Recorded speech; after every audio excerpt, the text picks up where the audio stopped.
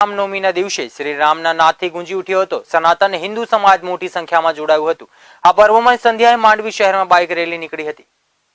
કચ્છ જિલ્લાના માંડવી શહેરમાં સમસ્ત સનાતન હિન્દુ સમાજના ઈષ્ટદેવ ભગવાન શ્રી રામ તથા શ્રી સ્વામિનારાયણના પ્રાગટ્ય દિવસની પૂર્વ સંધ્યાએ ભગવાન શ્રી રામના જય જયકાર સાથે વિશાળ બાઇક રેલી માંડવી શહેરભરમાં નીકળી હતી। રામનવમીના આજે સવારે ભગવાન રામ તેમજ સ્વામિનારાયણ ભગવાનની વિશાળ શોભાયાત્રા નીકળી હતી।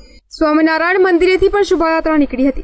મોટી સંખ્યામાં હિન્દુઓ જોડાયા હતા। બાદમાં શોભાયાત્રા આઝાદ ચોકમાં આવી હતી। ભગવાન રામ લક્ષ્મણ સીતાના વેશભૂષાએ વિશેષ આકર્ષણ જમાવ્યું હતું। હનુમાનના વેશથી વિશેષ આકર્ષણ શહેરમાં જોવા મળ્યું હતું। ગામડાભરના હિન્દુ યુવાનોએ ટ્રેક્ટરની રેલી શહેરમાં કાઢી હતી। રામ ભગવાનના અને સ્વામિનારાયણ ભગવાનના એક સાથેના બેનરોથી માંડવી શહેર શોભી ઉઠ્યું હતું। બીજા સેશનમાં ધર્મસભા આઝાદ ચોક માંડવીમાં યોજાઈ હતી। સાધુ સંતો મહંતો હિન્દુ કાર્યકરોના વિશેષ સન્માન કરવામાં આવ્યા હતા।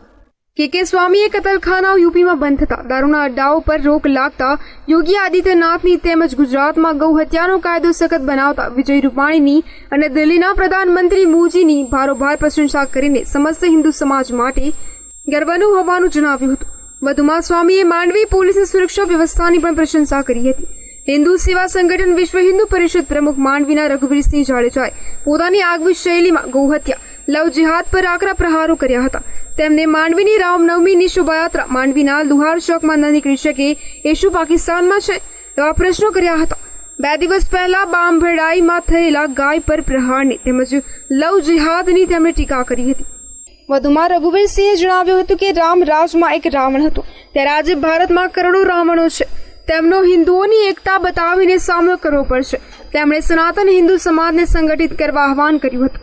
રામનવમી પર્વને વિભુ સંઘવી અરવિંદસિંહ જાડેજા, સંતગીરી મહંત, દીપકભાઈ ગઢવી, દીપેશ મહારાજ, રણજીતભાઈ ગઢવી, રાજ ગઢવી વગેરેએ જહેમત ઉઠાવી। વિશ્વ હિન્દુ પરિષદ અને હિન્દુ યુવા સંગઠન માંડવીના હિન્દુઓ તેમજ માંડવી તાલુકાભરના મોટી સંખ્યામાં હિન્દુઓએ આ રામનવમી પર્વને માંડવી શહેરમાં ધામધૂમથી ઉજવ્યો હતો। પરેશ જોશી સાથે લાઈવ ગુજરાત ન્યૂઝ કચ્છ। દાહોદ જિલ્લાના